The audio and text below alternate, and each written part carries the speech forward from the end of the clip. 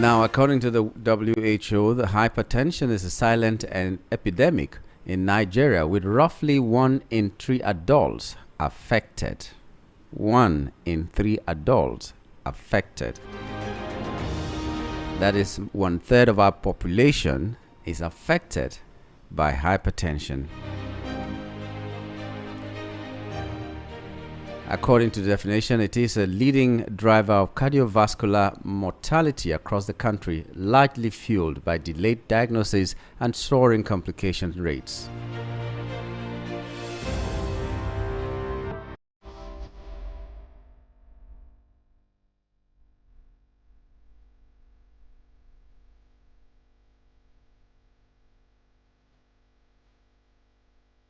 Now, the prevalence is approximately 30% to 38% of Nigerian adults living with hypertension. Estimates suggest between 27.5 million to up to 76.2 million people.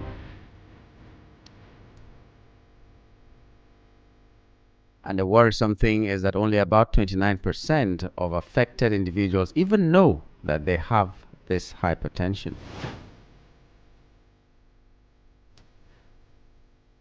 We also hear that a staggering 71% to 78% remain undiagnosed, and of those on treatment, a mere 2.8% to 3% have their blood pressure successfully controlled.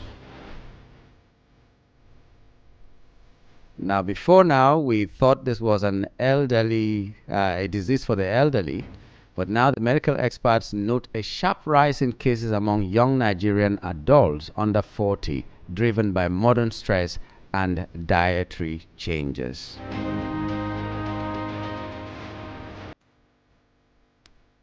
So we'll be talking more about that with the doctor as soon as he arrives. Some of the information before us telling us why the numbers are so high in Nigeria are that we have high salt and processed foods, because we consume a lot of seasoning cubes, processed snacks, and local high-calorie foods. That's one of the reasons. Okay, we also have low health-seeking behavior. Many Nigerians think it is not my portion. That's what we always say all the time, not my portion. But it is your portion if you do not take care of it. That's the problem that we have here. And then economic stress is another one. Sedentary lifestyle, that is a lack of physical activity, often compounded by urban transportation and office jobs. Now, if you see someone trekking, it's as if, oh, the whole world has collapsed on that person. He's so poor that he's trekking now.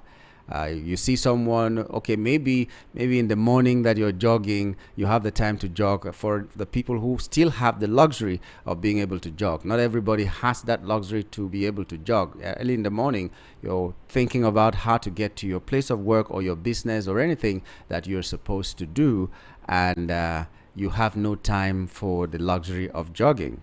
What about a little bit of trekking? What about a little bit of stretching your leg anytime that you sit for too long?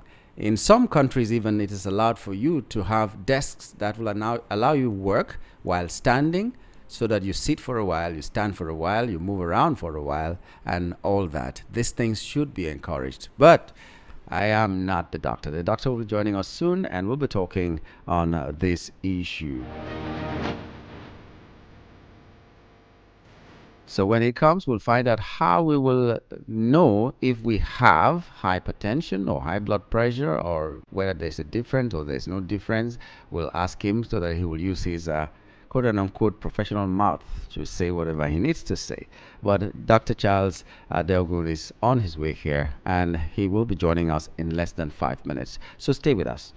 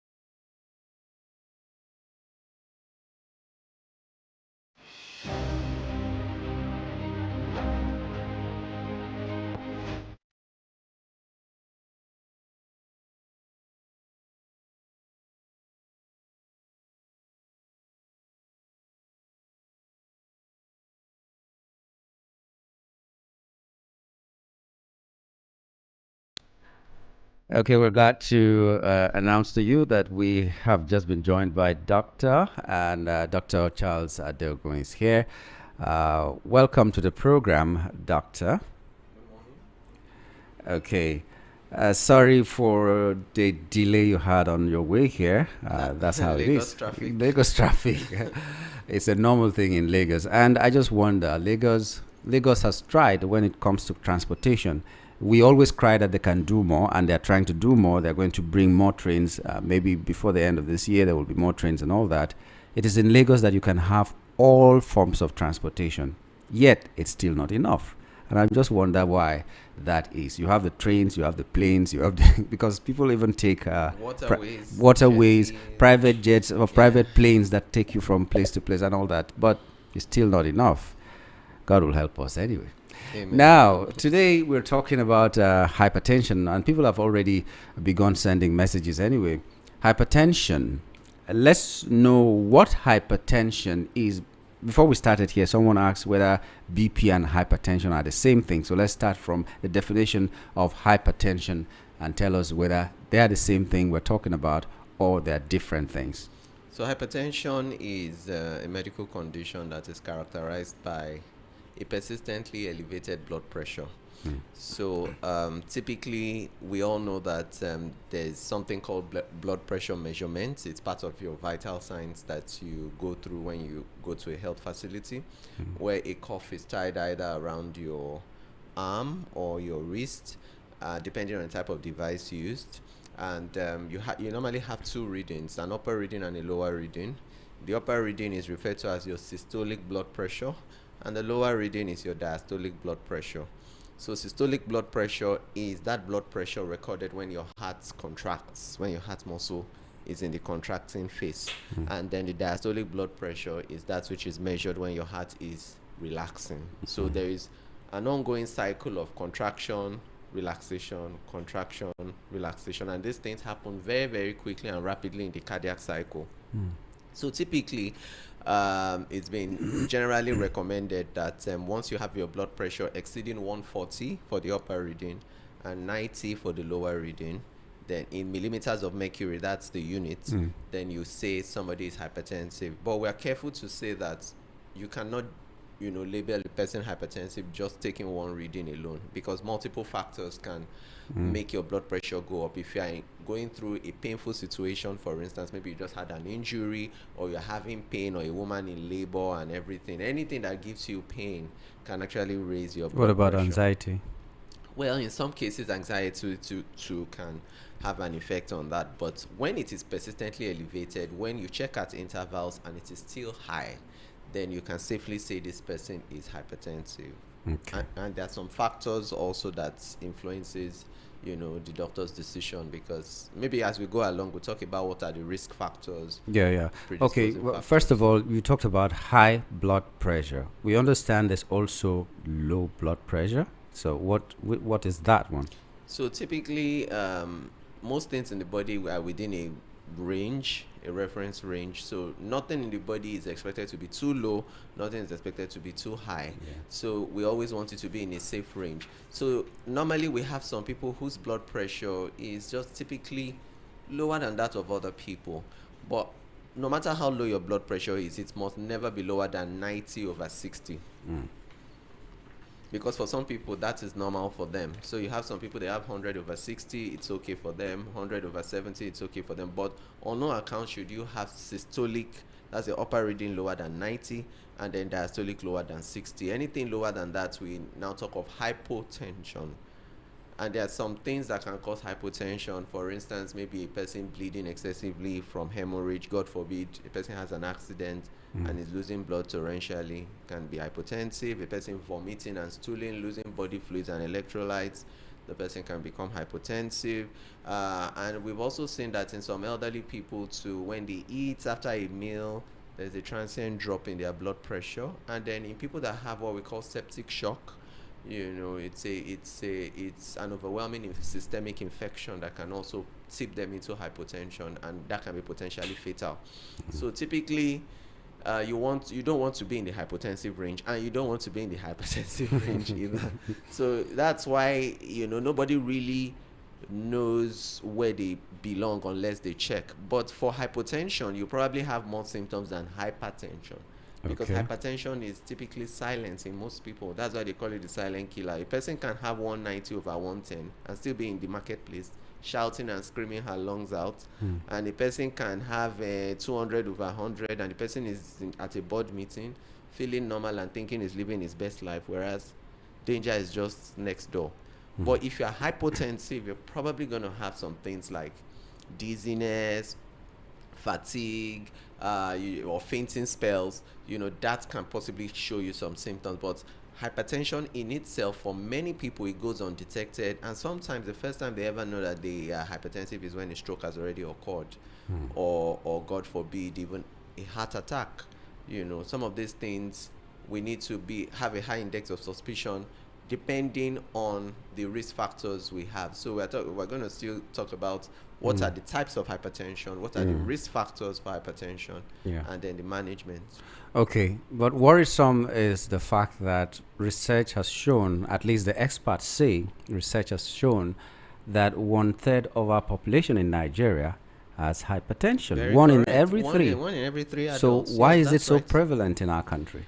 Well, multiple factors. I would say first and foremost, it could be because of our lifestyle and then westernized diet. I think we've mentioned before on the program that a lot of workers, people in the, working age bracket, they leave their houses early, they come back late, meaning that you don't have time to eat real food that you would have loved to eat, or you would have time to prepare the food that you really want. So people eat on the move. Everything is fast paced, so to say. So you wake up early, before the sunrise, you're out of your house, you're thinking of the meeting you have, you're thinking of all the activities for the day, everything's scheduled up. So whatever you see, you just grab. So it could be you're eating processed foods, you're eating junk foods, you're eating foods that are high in cholesterol, you're eating things that are salty, and you don't have control over what you eat, because you just see a restaurant near you and you just say, oh, please let me just get something, put something in my stomach. That's what people say now. It's not really let me eat what I want to eat or what will nourish my body. It's just eating what is available. And because you don't have control over what you eat, especially when you eat out a lot, you don't know the kind of oils they cook with, you don't know you cannot regulate the salt content or the condiments, all those things. And then because we live in an age where productivity is almost synonymous with how much of hard work or your performance. So people think that the more you work hard or the more you grind, it equals success or it equals productivity, which is not always true. You have to work smart, because if you need to work like a machine, you just drop dead one day. Someone said not all activity is productive. Exactly, and not all motion is actually creating any movement. So at the end of the day, you find out that a lot of people use things that kind of enhance their productivity. They take caffeine, they take energy drinks, they take coffee. Some people will tell you, if I don't start my day with coffee, I won't be energetic, I won't have that clarity of mind, I won't be motivated and all that. And you forget that some of these things, they are stimulants and they also have an effect on your blood pressure. Then sleep, we can also emphasize the need for sleep. When you get home at 11:30 p.m., by 3 a.m. you're already ready to jump out of your house by 4. And then, plus coupled with chronic stress, you can see all these things add up to make sure that your blood pressure goes up. Then in these days of remote work, where some people say I work from home, okay, you work from home, then sedentary lifestyle begins. You find out that some people will just sit in one spot and they say they are so engrossed in their work all day for hours, they rarely move around, no physical exercises. These are risk factors for cardiovascular issues and hypertension. So they pound up calories, they are not exercising, they are not sleeping well, there's chronic stress, there's chronic anxiety, the economy is making people anxious, there's a lot of uncertainty. You tune into the news, what you hear creates anxiety in you. You are traumatized, you can't sleep because of things you hear and because of things you read in the newspapers.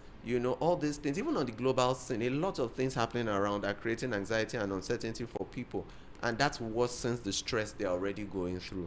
So all these factors individually play a role in development of hypertension. Then of course obesity Then, of course, people, because of their stress levels, they are looking for ways out. And the way out is, oh, let me go and smoke. Or let me go and drink alcohol. Let me forget my sorrows. Let me just hang out with the boys and forget what is happening. But in that, you are indulging in a very, very addictive behavior that can potentially worsen your outcome when it comes to your blood pressure, particularly when you have a positive family history.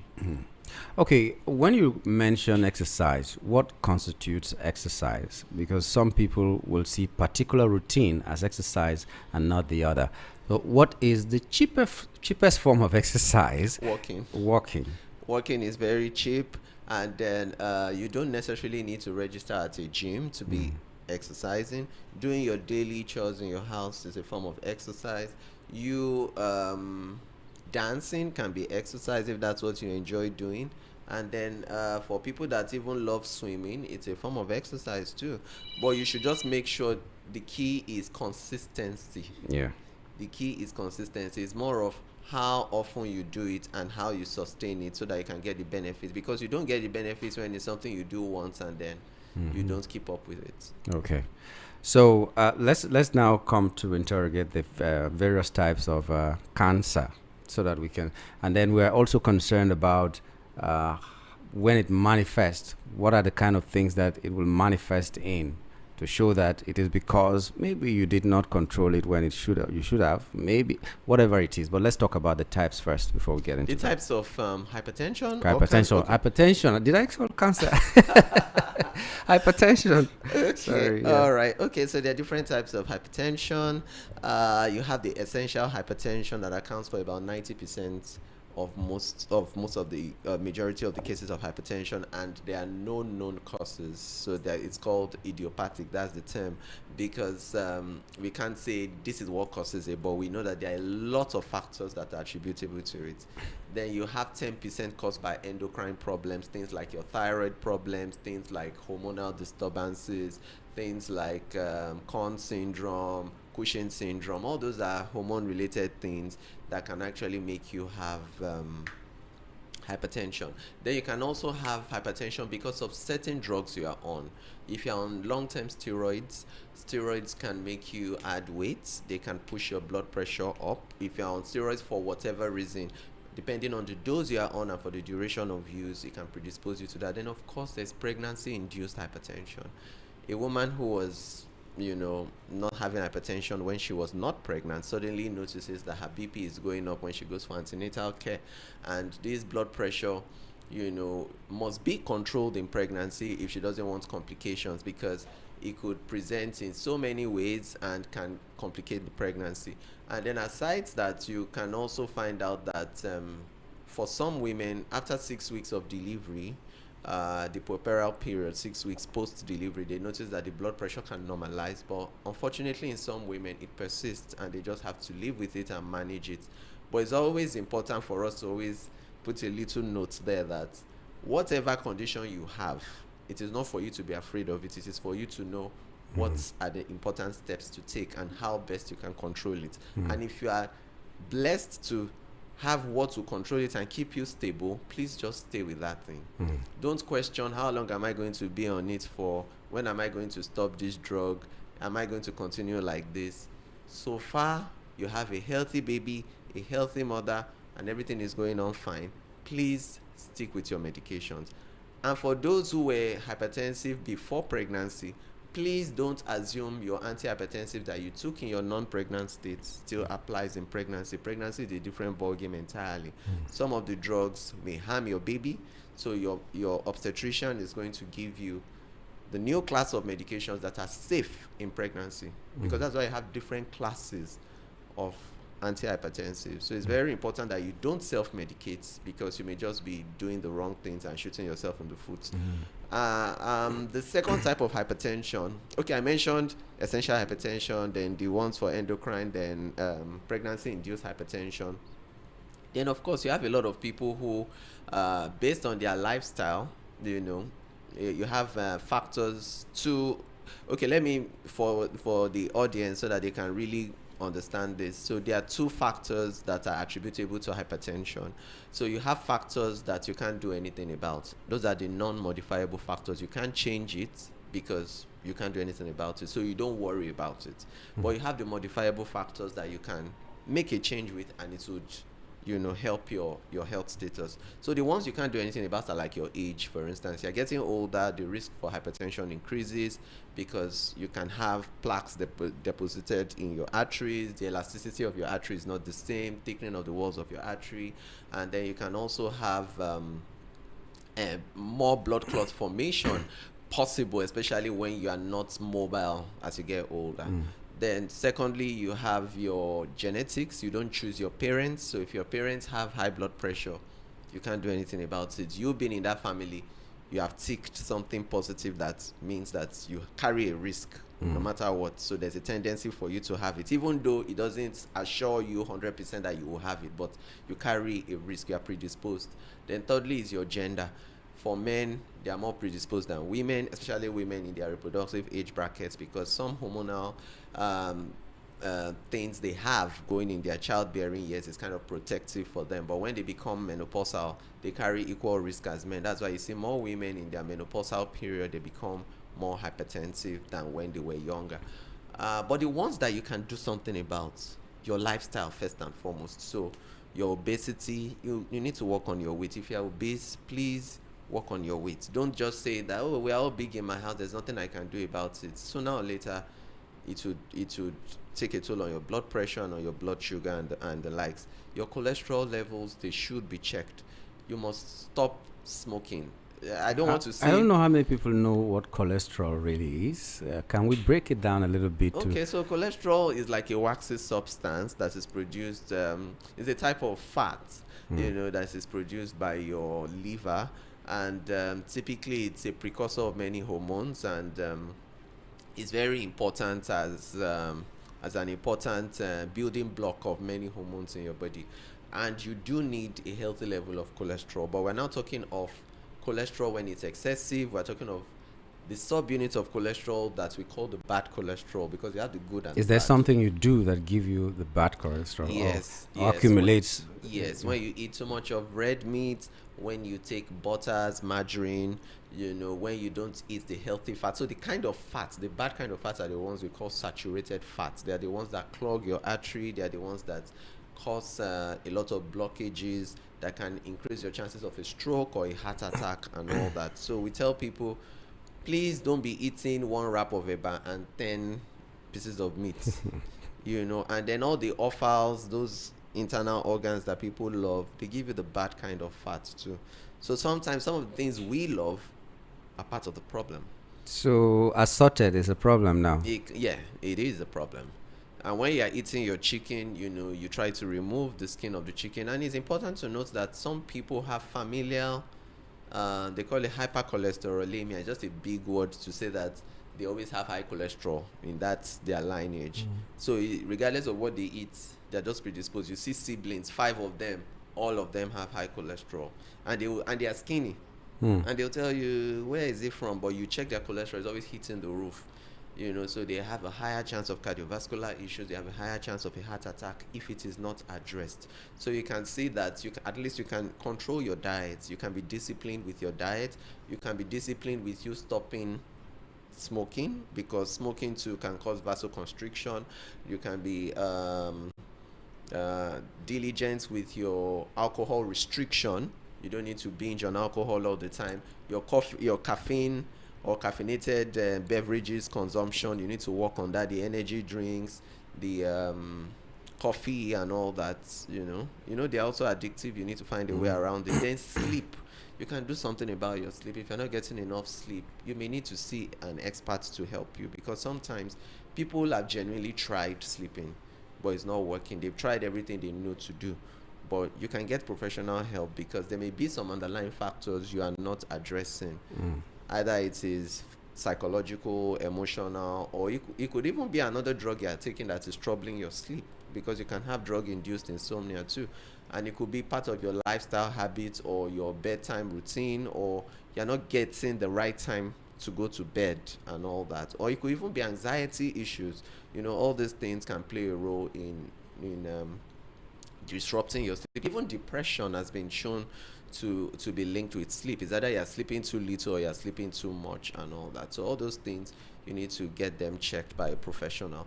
Then another thing is that your salt consumption in this part of the world, I know a lot of people love salt. You know, salt is good, but it's in moderation, because the kind of hypertension black people have is fluid dependent. So you add salt to already cooked food, you're going to trigger your sympathetic system, your blood pressure will go up, and then you may have fluid retention with excess sodium also. And you know, salt is not only referring to the salt we add to food. There are certain snacks, I don't want to mention them, they are salted and people love them. There are even certain biscuits that are salted and people love them, you know. And once you are eating so much salt, you can't be Bottom surprised line is if there's your so blood much pressure goes danger up. with junk food. So much danger with junk food. So And it's much- unfortunate that now people eat for status. I've always said that people eat for status, not really because of what it can give to them. Your child is growing big and you're calling him healthy, and you're always taking him for pizza, taking him for some other junk food. They drink soda with careless abandon and all that, I think just to that- show that you have the money to afford it. But I think that we need to change our mindset towards certain things, because you know, if you're a secure person, you really don't need anybody to validate you. Because personally, I'm speaking for myself now, I think that if you really have money, like, you know, the money is there, you're not trying to prove anything. It's like what you know you have, like, you know, you have two hands now, for instance, you know, Yeah. you have two eyes, then somebody comes to you and is saying you are a blind guy, you don't have eyes and everything. You won't even answer, you just look at the person like, why would I prove to you that I have eyes? It's already something I have. So there's no point proving what you know is there. But when you actually see people trying very hard to make a point, it comes from a place of insecurity, and it comes from a place of needing external validation. So I think when it comes to health, it's not what you want to leave to chance, and you don't need anybody's opinion or anybody's approval to say that, oh, you're eating well, oh, you're feeding your kids right. You're not taking care of your kids because of you want to hear comments that people give, oh, your kids are looking well fed. Who cares? You know, they are your children, you want to give them the best. So what you know is best for them is what you should give them. So who are those people? Why are they? Why is their opinion or whatever they say Or does so it matter? important? Yeah. Exactly.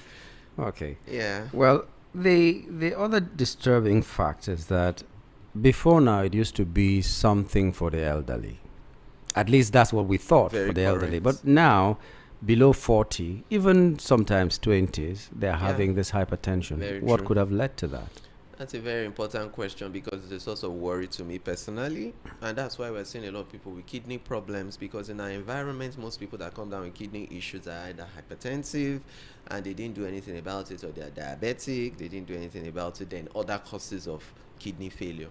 But for me, I would say, I don't want to be biased, but from my observation, I think the younger people now are going through intense physical, emotional, and mental pressure that people, you know, their parents didn't go through. I know that for every generation there are stressors, there are issues and all that, but I think young people now in particular are going through very, very intense uncertainties. They're going through very, very intense hardship, because there's nothing as frustrating as, you know, you did your best as what we know is best. You know, during the time of our parents, so to say, now I'm referring to people like that are in between age 50 and 75, for instance. That age bracket, during their younger years, if you went to school, you were diligent with what you did, you would live a fairly good life. You probably get a job, you probably be doing well, you probably be something.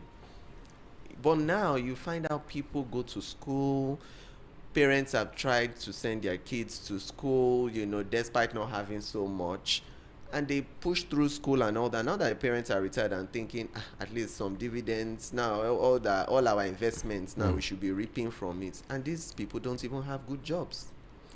But I'm looking also at a factor that I don't know whether it's self-induced stress in some cases, because in those days that you were mentioning, people wanted to just live according to their age. True. You get to a point you want to go to school, you get to a point you're aspiring to be like one person or the other, but values seem to have changed. Yeah. So you are 16, you're 17, you're thinking about how overly to be, ambitious you and have all to that. be a Dangote tomorrow.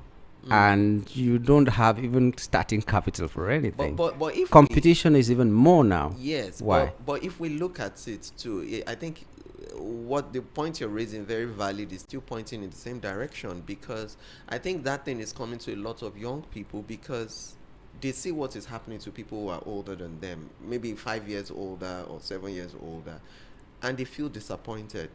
They feel disappointed that, okay, we need to think outside the box. So going to school doesn't assure you of a great future. But disappointed in what actually? In Because everything. for instance, I can have a phone, for instance, an Android phone. I could use it for 5 to 7 years if it is still working and I don't care.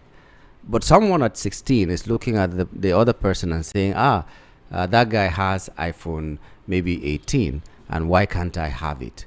Is that not undue stress you're putting on yourself? Because a lot of times this is what happens in this generation. I think, like I said, it's something multifactorial, because background, upbringing also plays a role. You Yeah. know, when it comes to contentment, that's a family value that it's only your parents that can instill that in you as a child when you're still impressionable, that, you know, life is in phases, you know, be found doing your parts anywhere you meet yourself. So if you're in primary one, think like a primary one student, do what is expected for you to do in primary one. When you get to primary four, you know, things will get different and you keep upgrading. Like, that's how you learn in life. But at every point in time, just be excellent at what you do.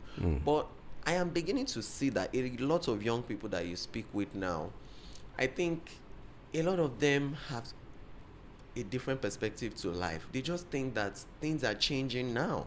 They just think that, look, all the things that worked for the parent generation, that's why people don't, I'm not saying it is wrong for you to listen to your parents as a young person, but I think that is why a lot of young people, when their parents are even advising them, like, please don't just bother, because you have no clue the type of life we're living now and what is going on now, because your time was completely different. So any advice you give me will not likely apply in this situation.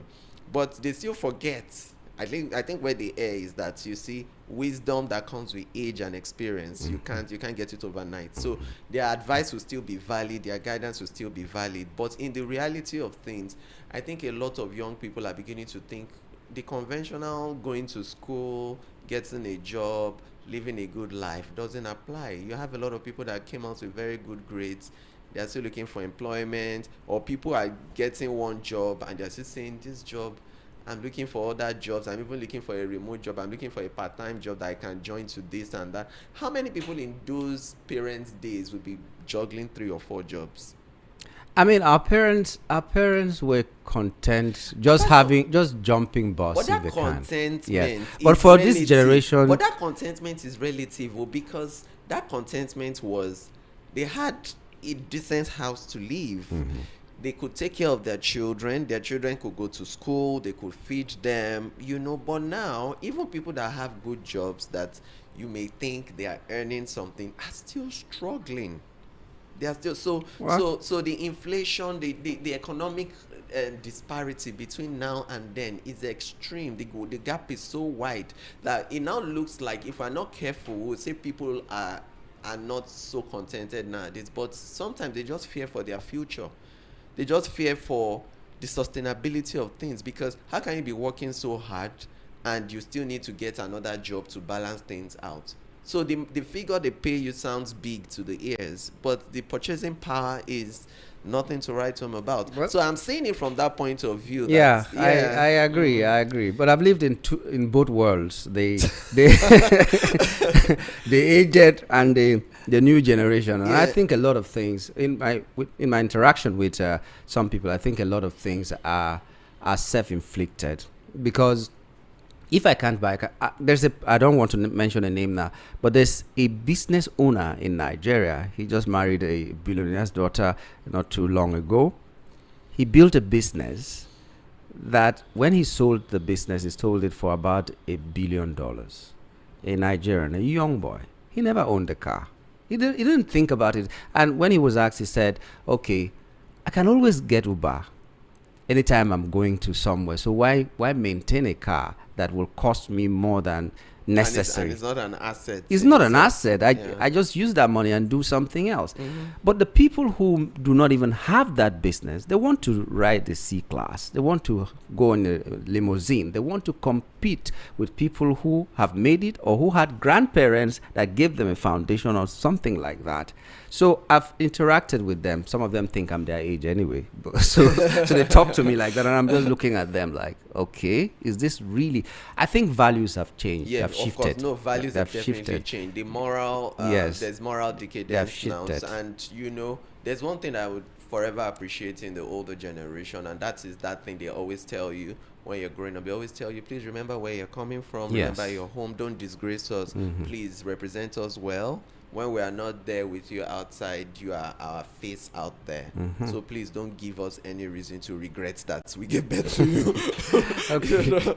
So anyway, But now people don't care anymore. they don't. just say, They don't "Please, care. anything They I just need look to do at to you and make like, money." you're not ambitious. That's what they tell you. You're not ambitious. But sometimes ambition takes a toll. And then they say, don't kill my drive. Because Yes. you see that when you're trying to just caution them that, look, okay, we understand that you're trying to make a good life and all that, but please don't be too desperate and, dabble into what you shouldn't. And I say, please don't kill my drive. If you know you're not interested in this, it's Yeah. better, And tomorrow you age more than your age, and then life expectancy for you may not be high enough. So the watchword is caution. Yeah, as caution. you So you as need you a aspire. healthy level of motivation. Yeah. Yes, be ambitious, within the limits that are reasonable. Yeah. And then try to put in your efforts to be diligent in whatever you do. Anything you find your hands find to do, you do very well, because it is when you're youthful that you can actually maximize the time and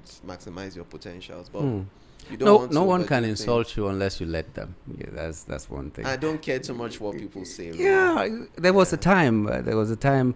Someone came and tried to insult me, and then he called me a village man. Is that an insult? Yeah, really? yeah. Called me a village man. I was so happy, and I told him my village name and everything, and he got angrier that Of I was not course. angry. Yes, of course. That's so the thing. Because when you turn it back at them, when you don't give them the response or reaction expected, then it triggers them more. Then that's when you actually win. yeah, so so don't allow pressure to kill you. But okay, so the concern with the people will have is having the knowledge about how dangerous this thing is. Maybe they'll be thinking, how can I get diagnosed? Is it so difficult to know that I'm having a high BP? Because we just know BP. Okay, so how do I get diagnosed? Is it cheap enough, and is it available, the diagnosis? Okay, so the device for measuring blood pressure is called the sphygmomanometer. It's available everywhere. Most health centers have it. In fact, every health facility has it. Including But- pharmacies, yeah. Yes, including pharmacies. But it's always advisable that if you can get one, you can get yours too. Okay. So that you keep checking. And if any time you've been told that your BP is up, it's something that warrants you to check periodically. And then once it's still in the pre-hypertensive phase, where you don't necessarily have 140/90, maybe you're having late 130s, and then the lower reading is 89 or almost hitting 90, you can start your lifestyle adjustments, exercising more, trying to lose weight, cutting down alcohol, reducing salt in your food, improving your sleep quality, staying physically active. All those things really would play out. What about seasoning? Because we are leaving that out. What's that? Seasoning. Seasoning. We are talking about salt, but not seasoning. A lot of people use so many cubes. Those glutamate, MSGs, things that you put in food that makes your food taste nice and all that we think makes our food taste nice. And at the end of the day, when we take those things, we find out that they may be detrimental to our health. Those things, you should keep them, minimal in your food and find other healthy alternatives. Then I think when you check your blood pressure, there's something with then I should mention there's a special type of hypertension called white coat hypertension, When you come to the hospital and you just see the doctor in white, your blood pressure just hits the roof. I can relate. And then when you get back to your house, you tell, I told you my blood pressure is never high. When I don't know what happens whenever I go to that hospital. Whenever I just go there, my blood pressure just hits the roof. So it comes from a place of maybe anxiety, a place of being overwhelmed with the hospital environment, and it may also come from previous experiences that you've had about the hospital.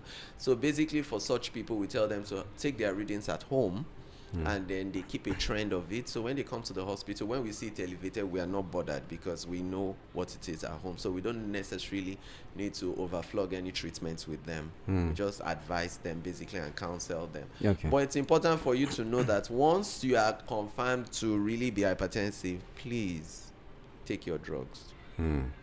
I always say food is a drug as well on its own. So if you can take food every day, so whatever you need to pop. Exactly. And you know, the problem that comes with you not taking your drug, I try to, you know, enumerate it to my patients to let them know that, look, this is what you stand the risk of developing. So if you don't take that drug, stroke. To the end, yes, by the stroke, kidney problems,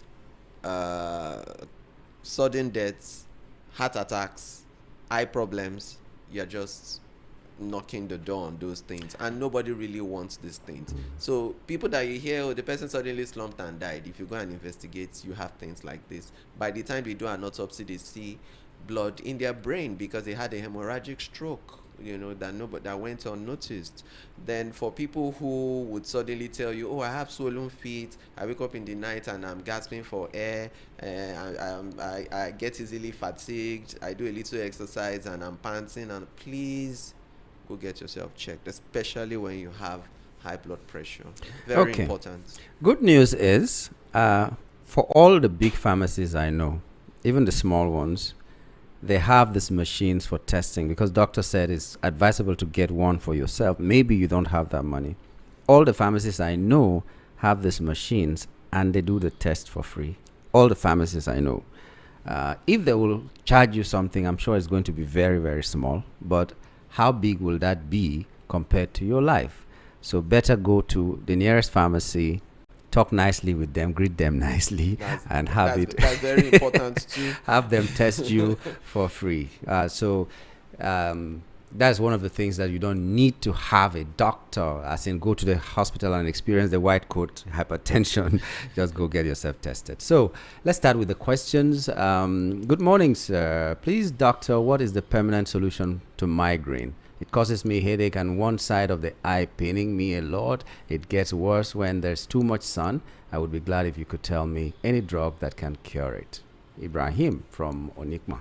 Okay, migraine is a condition that is long-standing, and you would have it for a considerable length of time. So first and foremost, you need to know what are your potential triggers. It's a one-sided headache. That is a throbbing headache, and then it can be triggered by so many things. It could be triggered by sound, by light, you know, flashing lights and all that. So whatever your triggers are, you try to avoid them as much as you can, and then you will need to go to see a neurologist, because I can't give a prescription on air, but there are drugs available to keep your symptoms in check. You know, there are different classes of drugs that have been shown to be effective with migraine. There are some, based on the severity of the migraine, we can give you when you are having that migraine. And then there are some that you need to take, you know, over time, you know, to maximize the effect of this medication. So migraine can properly be well managed. But if you're having issues with one eye also, because migraine for some people can even come with nausea and all that, if you're having one-sided eye pressure or whatever, I think you should probably get your eye checked too, particularly for the pressure in the eye, because some people also do have glaucoma, especially if it runs in their family, where you have raised intraocular pressure. You may need to rule that out as well. But see a neurologist and go for an eye check. Okay. My question is it possible that checking your BP immediately after checking your sugar level can cause your BP to be slightly elevated, because there will be piercing and collecting of blood? And does anxiety or fast heartbeat during checking cause your BP to be elevated? Well, there's no direct correlation between taking your blood sugar and then checking your blood pressure unless you have anxiety for the needle. So that's a form of anxiety some people do have. Some people, anything that causes pain, they'll tell you, oh, just wait, wait, wait, let me put myself together to take this test, and they are panicking and they are fretting because of the needle. Yes, anxiety can play a role. That's why they tell you after climbing a flight of stairs or after going through a tedious situation, or maybe you just got angry with somebody over the phone, that's not the best time to check your blood pressure. So you're in a relaxed state before you check your blood pressure. So yes, true, anxiety can influence the reading of your blood pressure, so you can potentially have a slightly elevated blood pressure if you're in an anxious state. Okay. Can hypertension cause impotency? I used to be active, but suddenly I couldn't perform, leading to my being single till date. Well, certain medications that you take, like I said, there are different classes of antihypertensives. There are certain classes of antihypertensive, like some of the diuretics would or could possibly cause erectile dysfunction, some of them. So if you have issues with erectile dysfunction and you are managing high blood pressure, I would advise you to do two things. First and foremost, go to a cardiologist to have your drugs reviewed if you have any of these classes of drugs as part of what you're currently on. Then secondly, I also advise that you lose weight if you need to. Then thirdly, or most importantly, check your cholesterol level, because if your cholesterol levels are high, you may have poor circulation to your genitals that may also be contributing to your erectile dysfunction. Then, of course, lastly, you must always check your sugar. You must evaluate your sugar levels when you're dealing with erectile dysfunction. So all these are important. Okay. Does drinking cold water increase hypertension? No. Drinking cold water does not directly relate to your blood pressure in any way, because your blood pressure control is under the influence of so many things in your autonomic nervous system, which your how much of cold water are you possibly drinking that would cause a significant influence on your blood pressure. So your blood pressure is most likely affected by your genetics, your diet, your lifestyle, and other underlying factors too. But please speak to the danger, if there's any, of drinking too much cold water. There are people who cannot drink room temperature. It has to be cold, sometimes almost freezing. Well, you know that apart from even cold water, you have some people that chew ice. Wow. They must always chew ice. Jeez. And when they chew ice, you just think it's a habit, but it is actually, masking an underlying iron deficiency. Okay. Yeah, so when you see them craving for ice, it's not just because it's a habit, it's because if they go for some tests, especially women, they probably have some iron deficiency. So that has been linked to, chewing ice has been linked to some form of iron deficiency. So when you see certain traits in people, don't just assume there's no reason behind it. So, cold water, for me, I would say it can be a trigger for so many things for a lot of people. So if you have underlying issues like maybe bronchitis, you have respiratory issues, you're likely asthmatic, cold exposure, undue cold exposure, either internally or externally, may be a potential trigger. And then you can't be having a respiratory tract infection and you're thinking something cold is what is for you at that time, when it should actually be the reverse. Yeah, okay. So really, I think cold drinks should be in moderation, because remember, your body has an optimal temperature which it functions best. But some people say when you are, for instance, in the sun and you're sweating so much and you get to a place where you can get water, cold water is not the best because it could burst your arteries. That's what they say. Is that true? Well, you have you have what you call some thermoregulatory system in your body that helps to regulate your body temperature and the likes. You have the hypothalamus in the brain, and of course your blood, and your blood also helps with temperature regulation. So your circulation is an important part, and how your blood vessels react, either vasoconstriction or vasodilation, also help to dictate how your body controls your temperature. For instance, if you're in a very cold environment, your blood vessels tend to constrict in order to hold Conserve in the heat. more Yeah. heat, and then if you're in a warm environment, there's vasodilation to expel more heat and to improve blood flow. So basically, you have a normal mechanism in your body that controls, that has a thermoregulatory effect.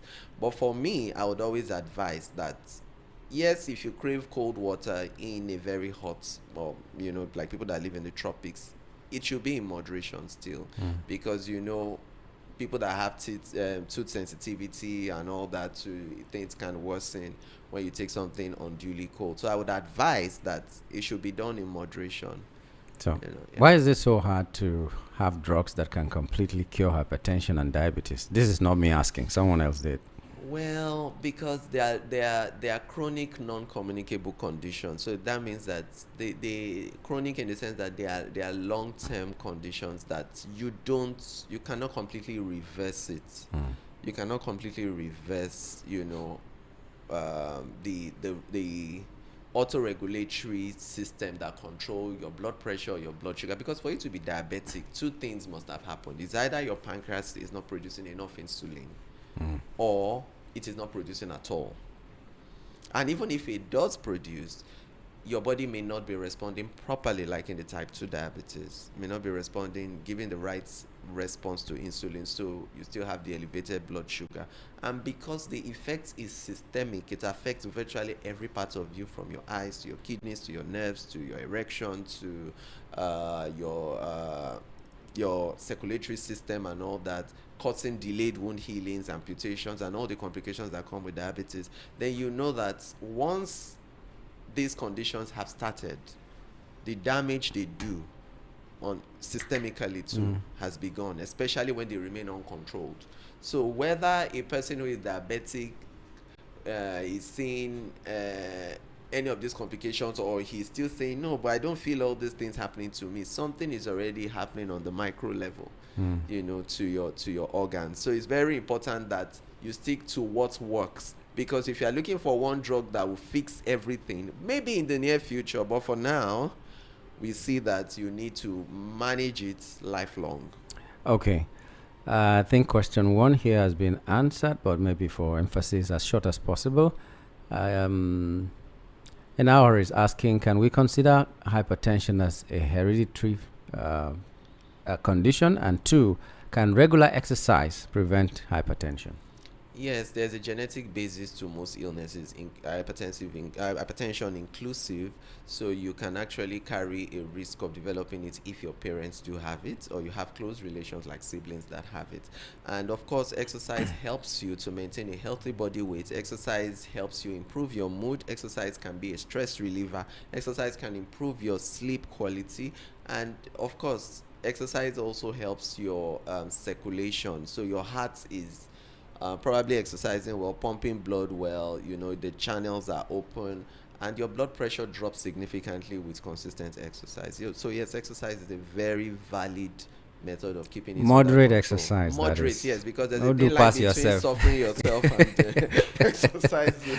Don't do pass yourself. Yes, don't do pass yourself. Okay, Yeah. so my scrotal sac, he's calling it testis sac.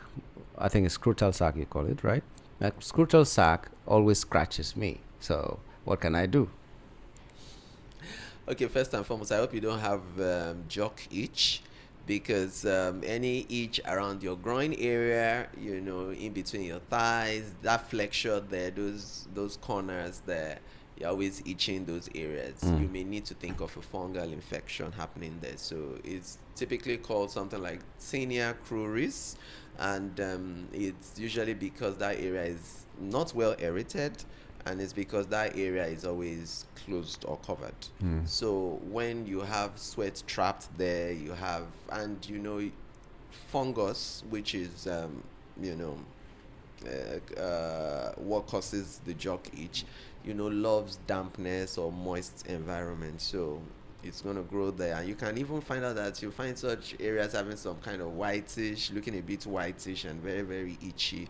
So you may need some antifungal cream, something topical to apply there. And maybe when you are home, you should wear like shorts, to get the area well aerated.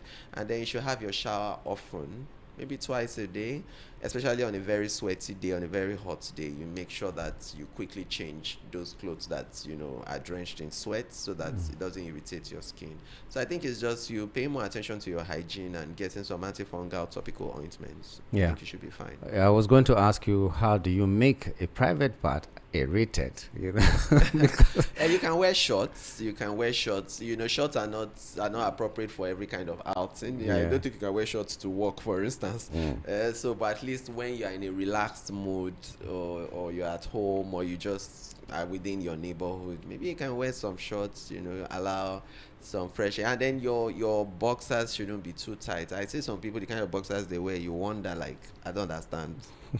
Are they going to play football? Don't choke the area, please. Okay. Yes. Now, this is serious. What causes ulcer in an 8-year-old child? Grandma Maggie is asking. Very important topic, because there can be gastritis, which is inflammation of the stomach lining, and for most people, you can be from excessive acid production. It could be from taking some NSAIDs, classes of drugs that are anti-inflammatory or painkillers that are potentially harmful, that can remove the normal protective barrier, mucosal barrier that protects your stomach lining, and then your stomach is in constant touch with the acid produced in the stomach, and it can erode those linings. And then H. pylori infection. So for that child, I think the child should go for H. pylori screening, most importantly, because sources of food and water sometimes cannot be you can't be too sure. So if there's H. pylori infection in the stool of that child, I think the child should undergo the triple therapy treatment, because I have seen children who actually did come down with H. pylori infection, and that can cause gastritis or potentially cause ulcer in the child. So it's very important that the child gets screened for that and is treated appropriately. I noticed a swelling on my upper gum in September last year, and I don't feel pain. I went to a dental clinic and was told that it is not something I should worry about. Should I trust them, or what can I do? What kind of test do I need to go for? Okay, I would like to ask, when you brush, do you have bleeding gums? Because if you do have bleeding gums, you may have scurvy, which is pointing to vitamin C deficiency. Then you say you don't have any pain, but swollen gum tells you that something is happening there. So gingivitis is inflamed gums, where you can have the gums swollen, but it should be tender too. But if you're not having any pain, I think you should still possibly go for another evaluation. Then another important thing is there are some drugs that can give you we call it gingival hyperplasia. It means that the gums can actually look like they're getting bigger if you're on some drugs like anti-seizure medication, some anticonvulsant medication. Just notice that your gum is growing more than it should. So you just need to rule out all these things. Your drug history notes that you're not having a vitamin deficiency. Go for a proper dental check again, possibly a second opinion, so that we're just sure that you're not missing out on anything important. Okay. The blood pressure and sugar level on a smartwatch, can they be used for medical examination, or they were just there for fancy? Some watches have those things. Some phones even have those. Please, I know, yes, some watches have for your blood pressure, your pulse rate, and all that. But please, for your blood sugar, go to the hospital. Okay, but for blood pressure, will it work? Yeah, they do for blood pressure. Yeah, but for your sugar, please go to a hospital that would actually test your blood, take your blood sample, use a glucometer, and all that. Please, doctor, I have to read this one. I have to read it. I want to donate my sister to the doctor to marry or take to as a second wife. Oh my goodness. Wow. This is... I had to read this one. Oh my goodness. Really, please, who is this? No bride price from the way I'm seeing here. No bride price. So lucky you have a wife on a platter of gold. If you're married already, second wife. Oh my goodness. Oh my goodness. Sorry, who wrote this? You didn't tell me a name. No name. You just didn't tell me a name. Oh, That you're so thank you good so much. that he wants to give you his sister. Oh, so we become family. Yeah. Oh, they are my in-laws. So next time when you're writing, it's just say from your in-laws. Yes. Please. Any questions? So I know it's from you. Thank you so much. Okay. I'm going for an arm surgery after a complex fracture. Do you know how long it's going to take before my arm gets better? Please, doctor. Okay. I wish he had stated his age anyway. Yeah, that's an important factor because children do well with fractures more than adults. Then if it's a complicated fracture, that means that you have the fracture lines, in different directions, possibly shattered bones and all that. It may take a while, but when it comes to healing, the doctors are, we're trying hard not to give a specific time frame because people heal differently, but typically we know that it's going to take some time, weeks, which may run into some months, and then you may need also to do some physio afterwards to restore function because you may be needing some plates and screws to keep the fragments of the bones in place, as they heal, because you would want it to you don't want any malunion, meaning wrong union of the bones. The bones will be kept in in place with plates and screws and allowed to heal. But like you rightly said, age is an important factor, and other underlying things you may be having to may also contribute to the rate of your healing. Okay. I think you've mentioned it. Okay, maybe not. Good morning, doctor. Please, what is the normal percentage for blood? Okay, it varies according to gender. Women usually have a lower hemoglobin and PCV compared to men because of their monthly periods and all that. The monthly period varies. Some people have normal flow, some people have heavy flow, some people have scanty flow. And then some people that have fibroids, of course, they will have a very heavy flow and they may typically have lower levels. And it's also dependent on your genotype status. You have people with sickle cell anemia, people that live with sickle cell or thalassemias too, or other hemoglobinopathies. They may have lower blood level than usual, but typically we expect that the hemoglobin levels for men should be between 12 to 16 grams per deciliter, and so that means that a man should have close to like 38%, 40% and above for men. For women, if a woman has 33%, 35% PCV, well, okay, we're not bothered. We just tell you if you're in your reproductive age brackets, you still see your monthly period. In case you have every period, just be on some supplements, some iron boosters and all that. Eat lots of green leafy vegetables and be on some supplements that would ensure that you don't get too dizzy during your period. So PCV of 33 and above, 33 to 37, 38 for a woman is fine. But for a man, we always at least expect that a man should have 37 to 40 something percent, depending. And some people are well blessed with so much blood that we beg them, please go for blood donation. People need this blood that you have in excess. Okay, this is a yes or no thing. Can negligence of treating high blood pressure cause a cardiac arrest? Yes, it can. Okay.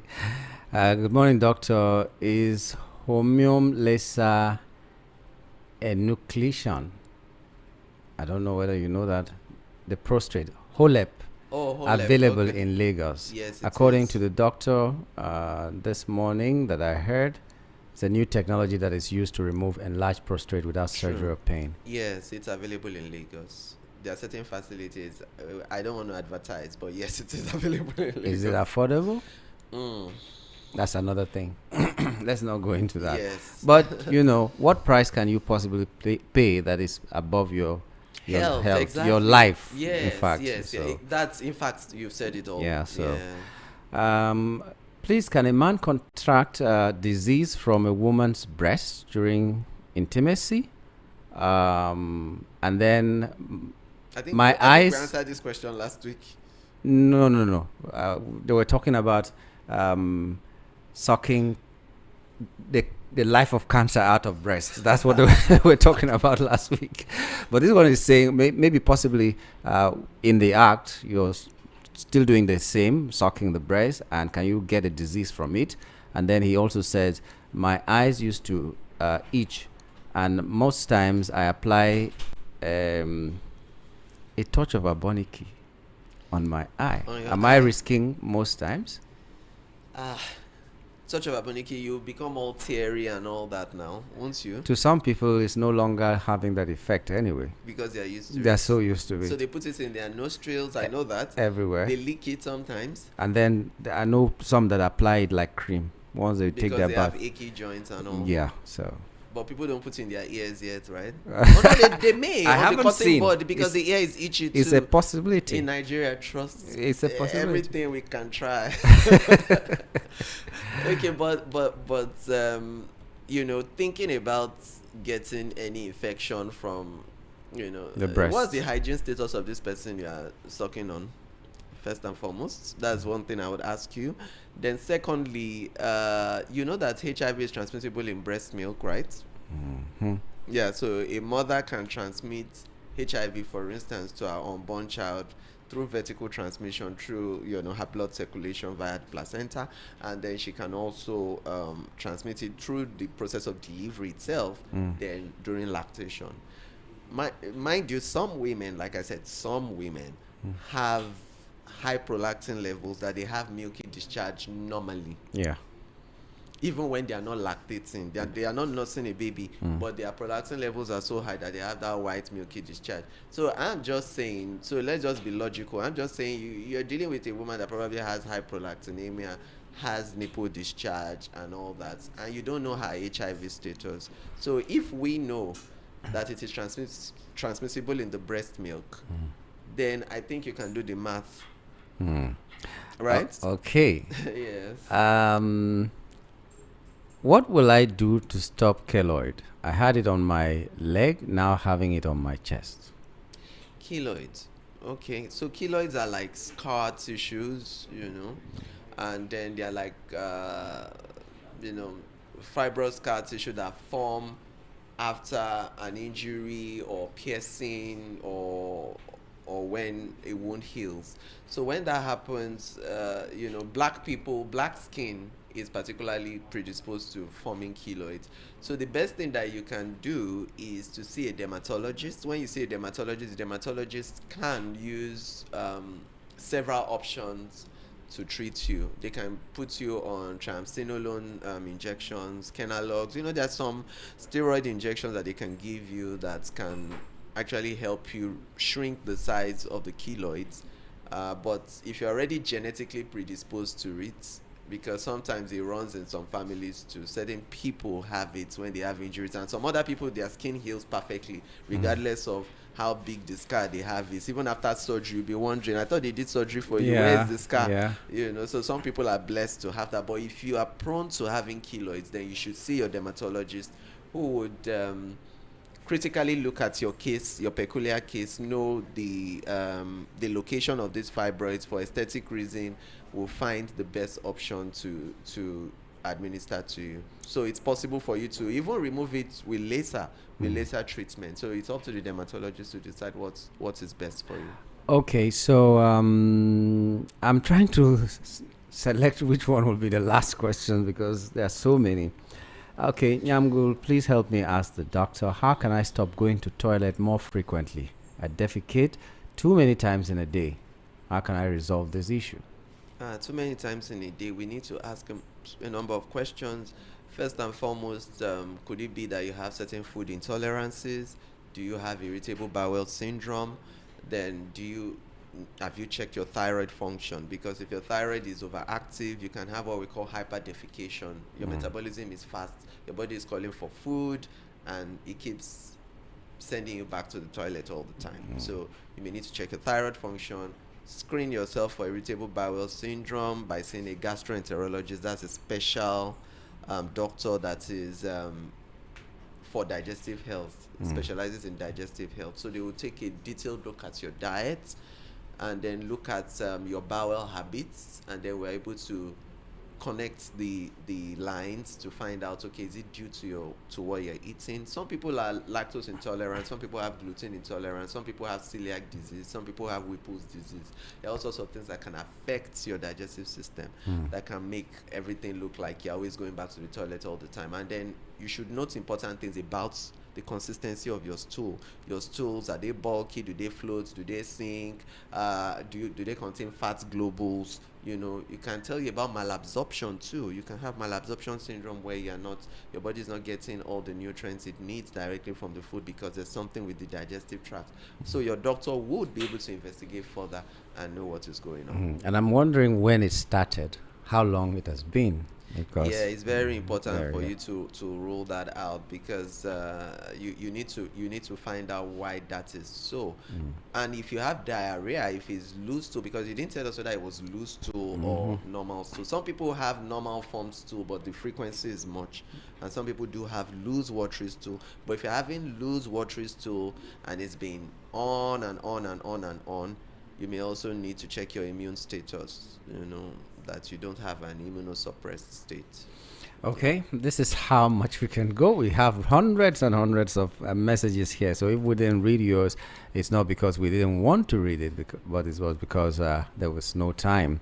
But you can still go to 24/7 docs. That is 24/7 doc. You know how we write 24/7 when you say you work all day. 24/7 DOCS. That's where you can send your questions to. You can interact with the doctors there. You can see videos or watch videos there that might just answer the questions you are trying to ask us and all that. And then if you want to have a personal interaction with one or more doctors there, that's where you can talk to them and schedule an appointment in their various hospitals. It's not just one doctor. It's not just Dr. Charles that is there. There are equally competent people on that platform as well that will attend to you. So we're hoping that you go there. A final, very, very, very final question is that we are trying our best to do this health outreach, and you are the doctor. We know a lot of people will come for that outreach because they want to see you. I know that for a fact. But how feasible is this? I know I'm just blackmailing you. Have you spoken to our other doctors for us? Yes, we're trying to see how we can make that work sometime in June. I'm trying to talk to some of my colleagues. Doctors are usually very busy. Yeah. They practically don't have a life sometimes. But we know that it would be good for us to at least meet with the audience one-on-one, and then at least give advice in person. We're looking at sometime in June. We'll confirm the dates to you, and we'll try to make that happen. I am sure before the date comes, we'll have confirmed the date and announce ahead, so that okay, it's on a particular day, and then we'll tell you the time frame, because we know there has to be a time frame for it between this time and that time. True. Yeah, and then basically what we're looking to do is listen to your complaints, consult with you, make some recommendations, and then just have that one-on-one touch. So we look forward to that. Okay, thank you very much. We are going to also need you guys to partner with us, more or less. When people come that day, maybe we'll need seats. We may not be able to provide all the seats, all the canopies, all the pure water that people might need. If there's someone who can do that for us, you better let us know. You can send emails. We'll make the emails available to you, because if you send after this show, we might not see it. So that you can send to a dedicated email and tell us what you can do. Okay, I'm going to give you my car for logistics to pack the canopies wherever they are coming from, or I'm going to give you all the water that you need to drink, or I'm going to take care of the doctors, not just Dr. Charles, so the doctors that are coming, because they too are human. There will be fatigue, there will be hunger. There will usually going to, it's going to be very, outreaches are usually very draining and exhausting. Yes. So please, just keep your mind open and see where you can also belong, so that we can get to reach our audiences. Thank you very much, Doctor, for your time this morning. All right. Until next week, God willing, that we'll be here again. Until then, until tomorrow, my name is Nyamgul Agaji. Bye for now. Voice of the people. Find your brand. Please note, The views and opinions expressed on this program solely those of the individual contributors and do not necessarily represent the official views of the Voice of the People 90.3 FM, Lagos. We do not endorse or take responsibility for any